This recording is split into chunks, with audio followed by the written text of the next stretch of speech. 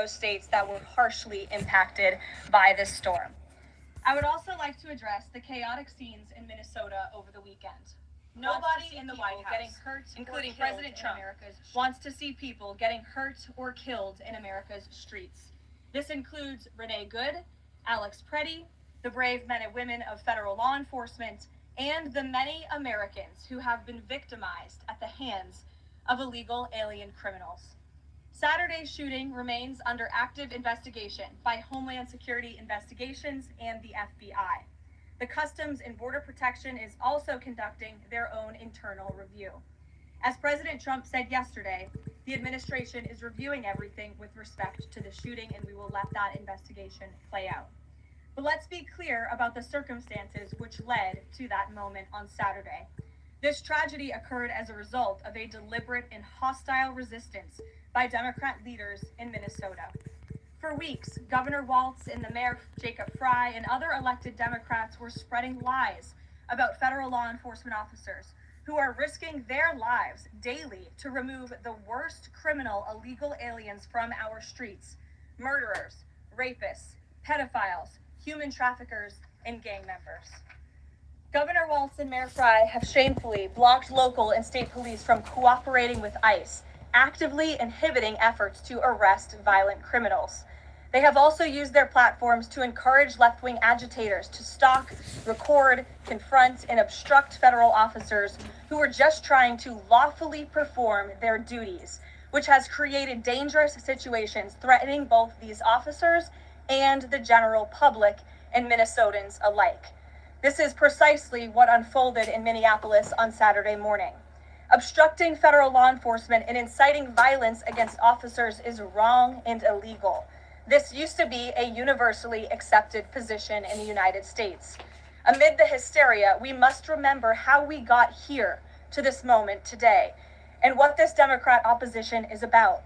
Former President Joe Biden and the Democrats opened America's borders for 4 years, inviting tens of millions of illegal aliens from all over the world to flood into our country. Among them, violent criminals who terrorized American communities and have inflicted devastating, permanent pain and harm on law-abiding Americans and their families. Yet we never saw outrage from Democrats or their allies in the liberal media over these horrifying crimes against U.S. citizens. The pain of American angel families was ignored and dismissed because it undermined the Democrat narrative. Innocent Americans like Jocelyn Nungray, Laken Riley, and Rachel Morin are just a few of the many victims savagely murdered by illegal alien criminals. Earlier this month, an illegal alien from Mexico with a long criminal history who came into our country under Joe Biden's administration threw a baseball-sized stone at a school bus carrying children in New Jersey and fractured the skull of an 8-year-old innocent child. President Trump promised accountability to these American families by securing the border, deporting every illegal alien who has committed crimes, especially and most importantly, violent crimes. Nearly 80 million Americans voted for him to deliver on that very promise, and he is. As the duly elected president, the president is fulfilling the will of the people by arresting and removing these threats from our country in cities from Los Angeles to New York and, yes, Minneapolis. Yet Democrat leaders in Minnesota with sanctuary city policies have actively defied federal immigration law and the will of the people. And as a result of that defiance, 2 Minnesotans have now tragically lost their lives on the streets of Tim Walz's state. It is President Trump's hope and wish and demand for the resistance and chaos to end today. That's why President Trump spoke with Governor Walz directly this morning, and he has outlined a clear and simple path to restoring law and order in Minnesota. Number 1, Governor Walz, Mayor Fry, and all Democrat leaders should turn over all criminal illegal aliens currently incarcerated in their prisons and jails to federal authorities, along with any illegal aliens with active warrants or known criminal histories for immediate deportation. Number 2, state and local law enforcement must agree to turn over all illegal aliens who are arrested by local police.